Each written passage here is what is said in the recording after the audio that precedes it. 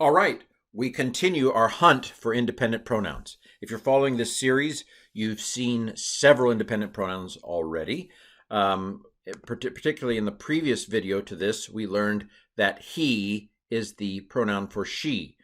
So we know that in Hebrew, who, which is what this is he. And he is she, which is a little bit further on the chart.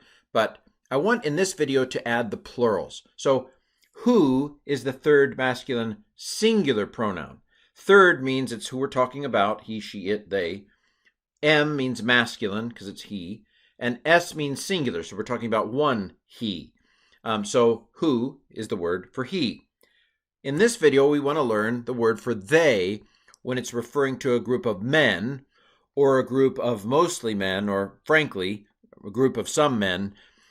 These ancient languages, and frankly, up until recent times, languages have been very male-oriented. It's Adam and Eve's fault or something. But basically, languages, if there are even if there are a significant number of women in a group, if there are men in the group, these languages will tend to call it a they masculine. And so haim or hema, hema or haim are two different versions of the Hebrew word for they. It's third because we're talking about them, they. It's masculine because it's a group of entirely masculine, partially masculine, some masculine group. And it's plural because we're talking about more than one. So haim or hema is the Hebrew pronoun for they, referring to a group that includes some men. By the way, we've already seen the mem, and this is a doubled mem. We've already seen the mem as a third masculine plural pronominal suffix. So if we wanted to say their wickedness, earlier in Jonah 1, I believe it is, you put the mem on the end, and that stands for their, their wickedness. Or if I want to say alehem, that would be to them as a pronominal suffix. This, however, this video is about the independent pronoun where it stands by itself and it's not attached to anything. And look, there's the mem. And mem is M, and M is masculine and male, right? So the M helps you remember male, masculine. It's a masculine plural ending. So who is he? And haim is they, referring to a group of men. Who is he? He is she. That's the third feminine singular pronoun.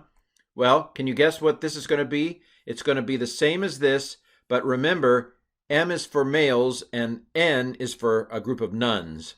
N-U-N. Okay, it helps me remember it.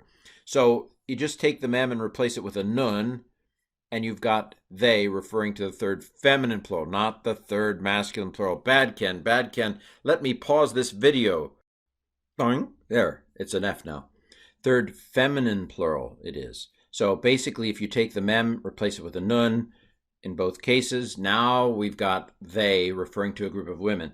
By the way, I tried to find places in the Old Testament where the feminines were, and it's not easy to find feminine pronouns like they, referring to a group of women in the Old Testament. It's just the ancient world, because of Adam and Eve in the fall and the curse of the fall. It's just hard to find much attention to women in this way, even in the pronouns.